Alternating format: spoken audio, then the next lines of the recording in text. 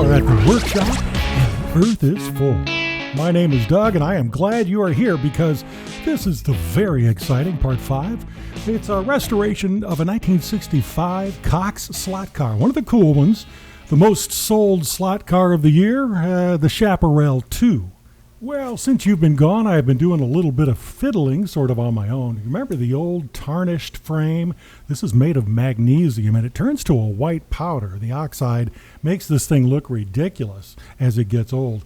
So what I did, now some people take and bead blast these chassis, which is great. I prefer to take it off with steel wool, all of that old oxide. And it's kind of a laborious task. Figure it's going to take about half hour, 45 minutes to do it. But I like how it gives a little modeling effect. It gives you some darks and some lights. And to keep the frame nice and shiny, I also sprayed some clear coat on it, and that should keep it just beautiful for a long time.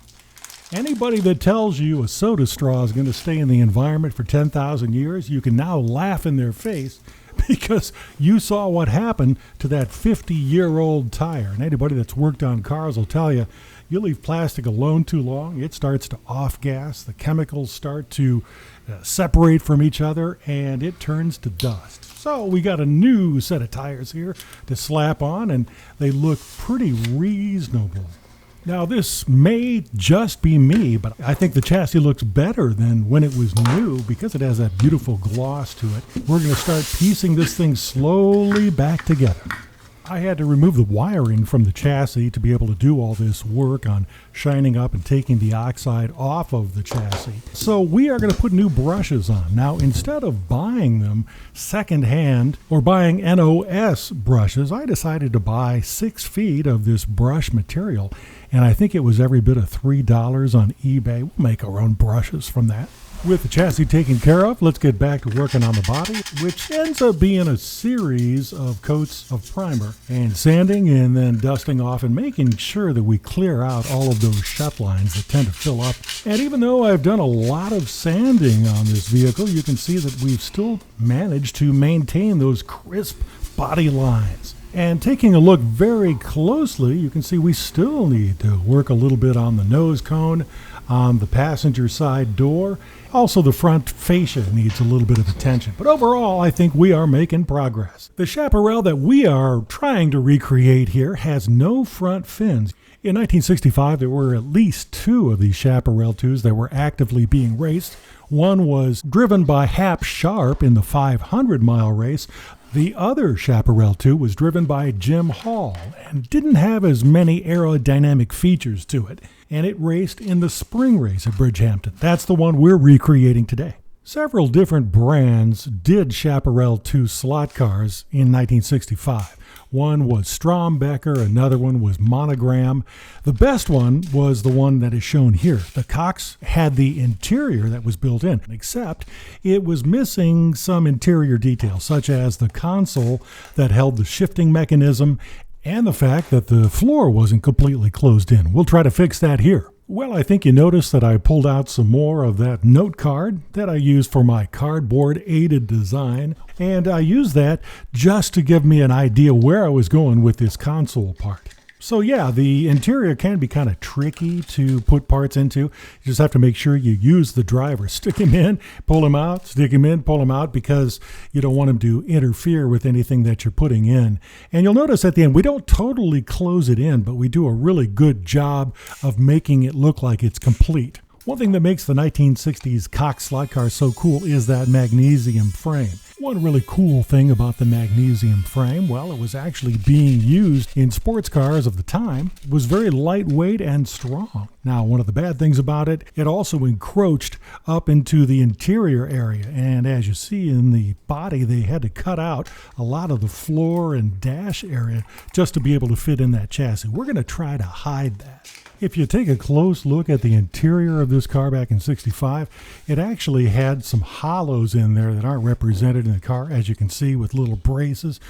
We're not going to worry about that. We're just going to put the shifter in along with the dashboard, and we're going to make it look like it all was meant to be there from the beginning. We're having to do some industrial design on the fly here because if you just plunk in all these things, sometimes they look like they were just plunked in. Look, there's a side panel that makes everything look like it fits together. When you're modeling in 1/24th scale, it's pretty small, so we have to be real creative with the different materials that we use and the scale of those materials. For instance, using a fabric for seatbelts really doesn't look right in 1/24 because you would never be able to see the individual strands. Same thing here. We're trying to make sure that when we put a shifter in, it looks scale, and when we put in some instrumentation, we got to make sure that also looks realistic. Sometimes you can do it just with a pencil or a pen, just drawing things into place, and it will look real. You can see in these close-ups here that we're starting to get a little bit of thickness into that primer, and that's probably okay because we're going to be able to sand that off and create a really nice, smooth surface, and we still are able to show those details on the dashboard. All right, it's time to work on the cool shifter. Now, as you'll notice, in 1/24th scale, that shifter is tiny. We have to find a shorthand that will represent that shifter, and I do it by starting to drill a slot. And once I get a good-looking straight slot, I'm going to cut around that to make the shifter mechanism. You can see that this part is really small, but we're trying to simplify that mechanism but still make it look like it's something realistic. We're going to use as a shifter, we're going to use the head of a pin here, little brass tubing around the bottom that is going to look like a skiver or a shift panel. And we drilled a hole directly into the console so that shifter stands up beautifully. When we start to paint the interior of this car, we're also going to be able to use that metal of the pin. We'll scrape off the paint and it'll look like a chrome shift knob. The sanding of the interior is where it's going to get a little bit tricky. I'm going to have to put on my birth control magnification glasses and go in real close with maybe some 400 or 600 or 1200 sandpaper and really smooth out those seats, the interior, all that area that we're creating right now. Have you ever heard a movie critic say that when you watch a movie effectively, you've got to suspend your disbelief? Well, that's what we're kind of trying to do here. The floor has been cut out because of the chassis situation, so we're going to fill this in piece by piece. I've got a little corner slot here that I've glued in.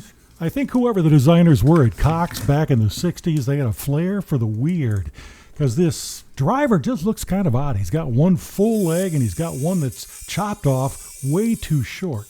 So I've come up with a little method here, and I'm going to try to fill that in slightly. And if we can add just a bit of length to that leg, it will look much more complete. And then, of course, we'll take the foot off the other one just so it doesn't look so strange. And I have just taken a little piece of styrene, and luckily you can bend that. It's very, very pliable. I've folded it into a U shape. And after creating a slot on that little leg, you can see we've made kind of a kneecap here. Gluing it on with cyanoacrylate, and then we just take the rotary tool and start to grind down on it a little bit around his kneecap. You didn't think we were going to be sculpting today, did you? Well, that's exactly what we're doing. You notice as we start to shape this leg, it really appears like it was there originally. And you'll see we're going to cut a little bit off of each one of the legs, and it's going to look, well, it's going to look like it's the way it was supposed to be. Well, this is the part of the episode where we introduce the word greebles. If you've never heard that before, first time I ever heard it was from some folks that used to work at Industrial Light and Magic in the 80s and 90s. The model builders would kit bash using parts from ships and boats and cars. When they would put them on, those little details just really make the whole object jump to life. And I think that's accomplished here. These small pieces of styrene are interpreted as switches and levers. They stick out in white, but once you prime it, look, they just kind of go into the background and just create that little extra bit of, oh yeah. And this is where we're going to leave you this week. If you like today's content, please like and subscribe. We'll see you next week for episode 6.